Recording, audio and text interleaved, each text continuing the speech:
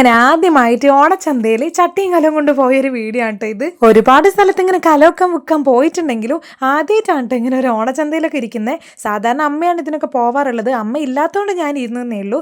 അമ്മ ഓണൊക്കെ ആയതുകൊണ്ട് തന്നെ ഇങ്ങനെ വീടുകൾ തോറും കൊണ്ടുപോയി കൊടുത്താൽ നല്ല ചിലവുണ്ടാവുമല്ലോ. അങ്ങനെ അമ്മ അതിന് പോയിരിക്കണം. അപ്പം എന്നോട് പറഞ്ഞു ഞാൻ വരുന്ന വരെ നീ ഒന്ന് അവിടെ ഇരിക്കുമെന്ന്. അപ്പം ഞാൻ പറഞ്ഞു ഓ യെസ് അതിനെന്താ ഇരിക്കാമല്ലോ എന്ന്. അങ്ങനെ ഞാൻ അച്ചൂട്ടനും കൂടിയാണ് കേട്ടോ പോയത്. ഓട്ടോയിൽ നമ്മുടെ കലവും ചട്ടിയും കുറേ സാധനങ്ങളൊക്കെ കയറ്റി അങ്ങനെയാണ് കേട്ടോ പോയത്. നമ്മുടെ നിലമ്പൂർ ടൗണിൽ തന്നെയാണ്. അങ്ങനെ ഞങ്ങൾ അവിടെ എത്തി ഒരു മേശയൊക്കെ വേഗം പിടിച്ചിട്ടിച്ച് നമ്മൾ സാധനങ്ങളൊക്കെ അതിലേക്ക് ഇറക്കി വെച്ചു. ഞാനും മോനും തന്നെയാണ് കേട്ടോ ഉണ്ടായിരുന്നത്. അങ്ങനെ ഞങ്ങൾ കുറേ നേരം അവിടെ ഇരുന്നു. നല്ല മഴയായതുകൊണ്ട് കുറേ സ്ഥലത്ത് ചളിയായിരുന്നു. അപ്പോൾ നമുക്കൊരു മൂലയിലാണ് കേട്ടോ കിട്ടിയത്. അങ്ങനെ കുറേ നേരം ഞങ്ങൾ അവിടെ ഇരുന്നേ. പിന്നെ ഓരോരുത്തർ വന്നിട്ട് അവരുടെ സാധനങ്ങളൊക്കെ വെക്കുന്നുണ്ടായിരുന്നു.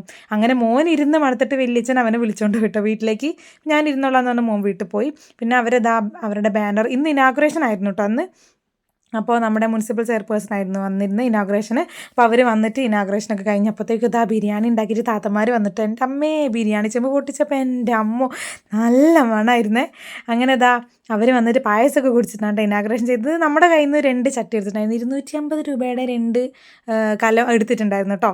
അപ്പോൾ നമുക്ക് അവരോട് അങ്ങനെ വില പറയാനും പറ്റില്ലല്ലോ. അപ്പോൾ അവർക്ക് എന്തെങ്കിലും തന്നാൽ മതി തന്നെ. അങ്ങനെ അവർ പൈസയൊക്കെ തന്ന് അവർ പോയിട്ടെന്ന് ശരിക്കും പറഞ്ഞാൽ നമുക്ക് അന്ന് അത് മാത്രമേ ചിലവായിട്ടുണ്ടായിരുന്നുള്ളൂ.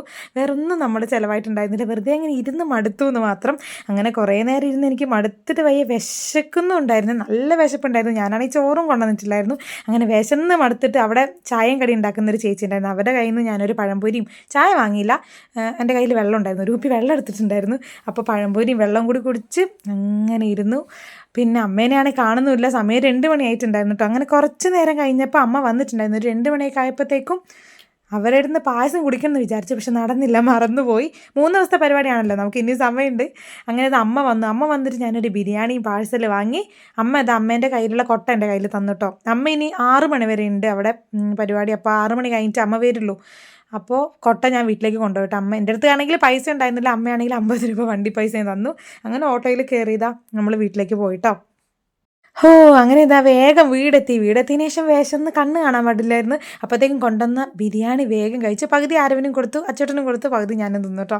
അങ്ങനെ കുറച്ച് ചോറ് ഇട്ടിട്ടുണ്ടായിരുന്നു. അങ്ങനെ മോനും കഴിച്ചു, ഞാനും കഴിച്ചു. അപ്പോഴാണ് കണ്ണൊന്ന് നേരെ തുറക്കാൻ പറ്റിയത്. അങ്ങനെ ബിരിയാണിയും കഴിച്ച് ക്ഷീണത്തോടെ അവിടെ ഇരുന്നു കുറേ നേരം.